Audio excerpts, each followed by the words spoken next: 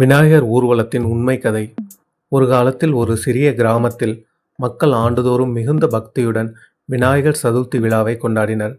அந்த நாளில் அனைவரும் ஒன்று சேர்ந்து அழகான களிமண் சிலையை உருவாக்கி புஷ்பங்களால் அலங்கரித்து இனிப்புகள் மற்றும் கொழுக்கட்டை என பல வகையான நைவேத்தியங்களை சமர்ப்பித்து மகிழ்ச்சியுடன் வழிபட்டனர். அந்த கிராமத்தில் ராமசாமி என்ற ஒருவருக்கு மிகுந்த பக்தி. அவர் எப்போதும் ஒரு ஆசை வைத்திருந்தார். எங்கள் கிராமத்தில் ஒரு பெரிய ஊர்வலம் நடத்தி அனைவரும் சேர்ந்து பிள்ளையாரை பாடல்களுடன், இசையுடன், தாளங்களுடன் நகரத்தின் ஒவ்வொரு தெருவிலும் கொண்டு சென்று வணங்க வேண்டும் என்று. ஆனால் சிலர் இதற்கு எதிர்ப்பு தெரிவித்தனர். இப்படி ஊர்வலம் நடத்தினால் சண்டை வரும், செலவு அதிகமாகும் என்றார்கள். ஆனாலும் ராமசாமி தன் நம்பிக்கையை விடவில்லை. அவர் அனைவரையும் ஒருங்கிணைந்து பிள்ளையார் வந்து கிராமத்தை சுற்றினால் எல்லா தடைகளும் நீங்கி வலம் வரும் என்று மக்களை நம்ப வைத்தார். விழா நாள் வந்தது.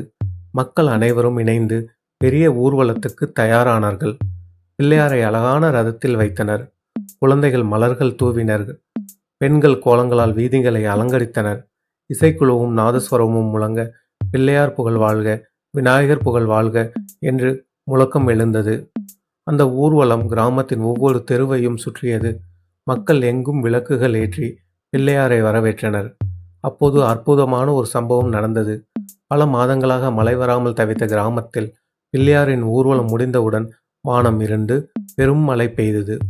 வயல்கள் பசுமையாக, மக்கள் முகம் மகிழ்ச்சியால் மலர்ந்தது.